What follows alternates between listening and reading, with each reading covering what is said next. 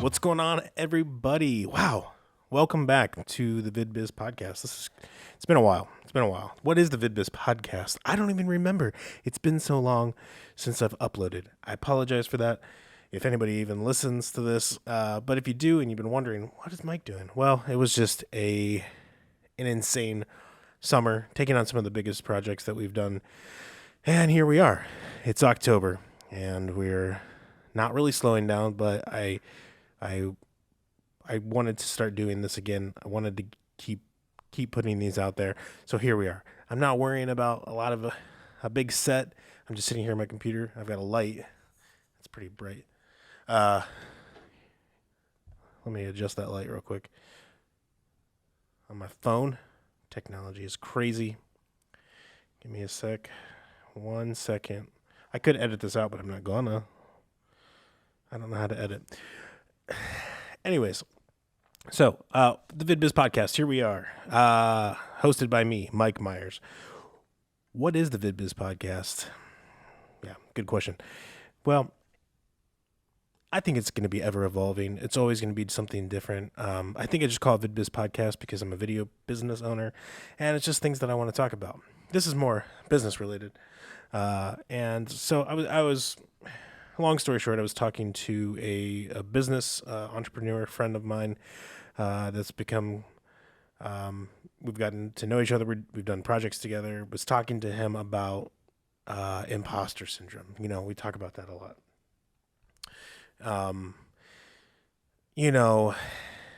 Imposter syndrome, if you're not familiar, is that feeling that you don't know what you're doing.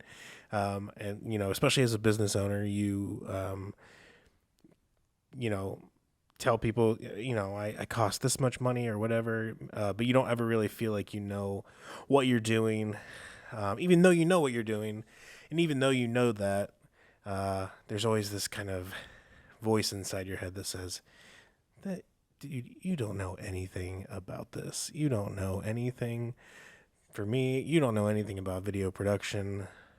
You're just a joke. You're going to be found out. You're an imposter. That's what imposter syndrome is. And we were talking about this, and we were talking about going to like local networking events, and like those are very intimidating, especially when you're kind of like just starting out as a business owner, because it's everyone in suits, and I'm not a suit guy. Check out my LinkedIn from recently, where I don't want to go down a rabbit trail, but the corporate world really just irks me. Just like, I don't know, if that's what you want to wear, that's fine, but I'm not gonna dance that dance. Anyways, you go to these corporate events, you feel like you have to talk a certain way and act a certain way and say the right marketing and sales terms and dress a certain way. And we were talking about these things, and he's like, yeah, I feel like imposter syndrome every time I go to these networking events. I'm talking to all of these guys, like in C-suite, like CEOs and CMOs and all these guys.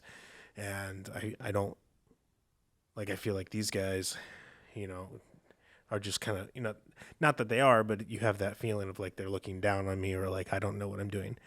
And this crazy thought just hit me, and I never really thought about it this way, but I was thinking like, well, a lot of these people at these events are, they're like, they work for companies. They're CEOs of companies that they don't own. They're CMOs. They're marketing managers. They're whatever. They work for another business. And this guy and I that were having this conversation are both business owners and mainly solopreneurs. We have some employees, but this is us. And these are the businesses that we've created. And it's completely because of us that we have a business and that we have a job and that we've made it as far as we have. And I told him just point blank, I was like, well, it takes a lot more balls. That's what I said. Excuse my terminology. To start a business than to just go and work for one. And correct me if I'm wrong, but those people, as successful as they might be, as much money as they might make,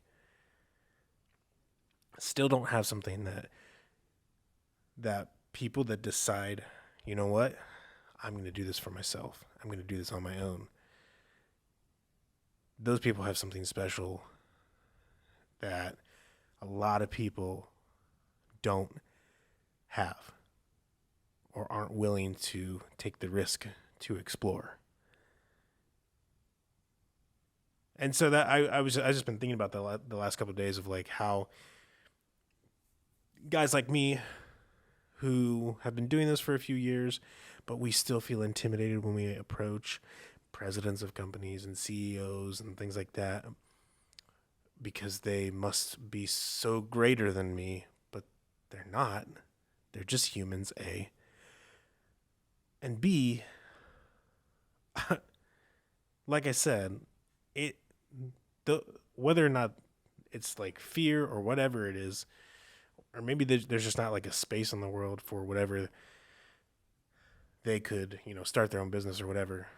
That's beside the point. It's like, I have a lot of courage as a person. Sometimes I feel less than in my own, like, oh man, I'm not cut out for this type of thing, just because it's exhausting and it's a lot of work to run your own business. But I have something inside me. You have something, if you're listening to this, that you've decided, I'm running my own business. This is me. I'm putting myself out there. I'm connecting with other people. They're buying my goods and services, my product, whatever it is. And I'm doing this. And I'm making a way for myself. And I put a post on Instagram and LinkedIn the other day about carving your path. And it's people like us that we've decided I'm going to carve my own path. That post was more from a personal life standpoint. But yeah, I think that's just something that's kind of on my heart and my mind lately is for you who's listening, who says, I'm a business owner or I want to be a business owner, it takes a lot of courage. And there's a lot of people, they might be making $500,000 a year. They might be making $2 million a year. They might be successful within their entity or their organization. But I would say that you have more gumption and balls, again, to say, you know what? It's not guaranteed. I'm not guaranteed a paycheck unless I put in the work. And I would say, bravo to you. Pat on the back, round of applause. Because at the end of the day, it's one of the hardest things that you will ever do. Parenting and marriage, those are like the top two hardest things you'll ever do. And then running and owning your own business is probably the third. And it's just, that's the reality. And some people say yes to that challenge, and some people say, nah, I'd rather just work for someone else and be done with it. I don't know. I could be wrong about all that. I hope this podcast has been in focus. If it's not, I'm still going to upload it because I don't feel like re-recording it because as you might be able to tell, I'm sniffling a little bit. I'm a little not feeling well.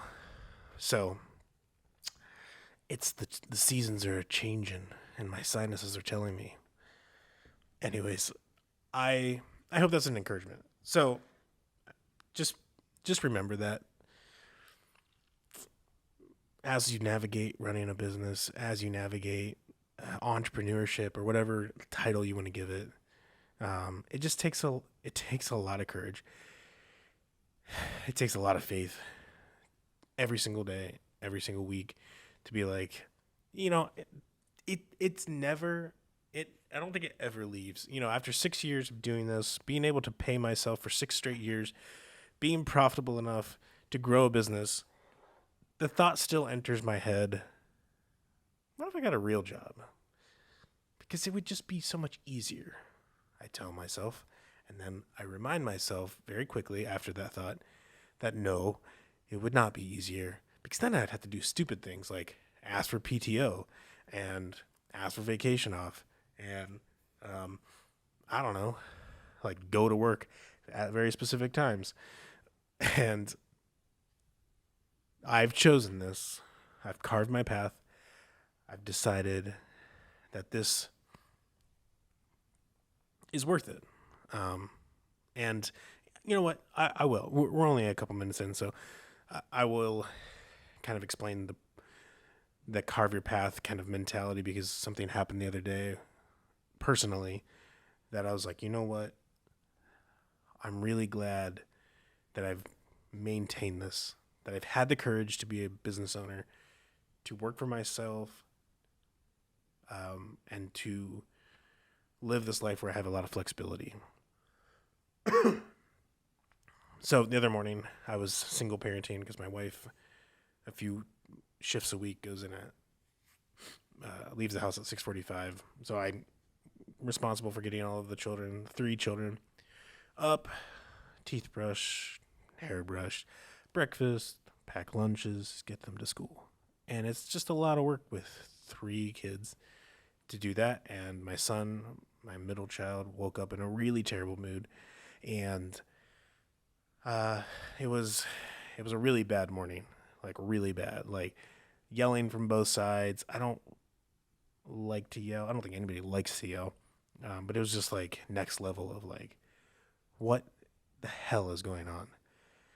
It was bad. So, so I decided, because I realized in the past few days, like, I haven't really spent a lot of quality time with my son. I haven't really spent a lot of quality time with any of my kids, just because it's been a really crazy week and a half, and excuse me, and it's just been rough. And so there was this disconnect. There was just not things that weren't going well. My son's 6. He's in kindergarten.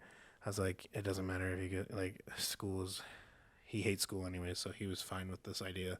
So I took our oldest to school. I took our youngest to the babysitter, and I kept him.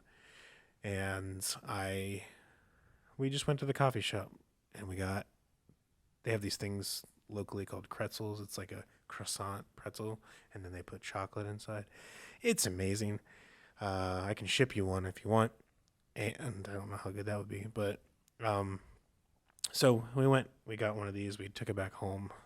We just sat at the kitchen table.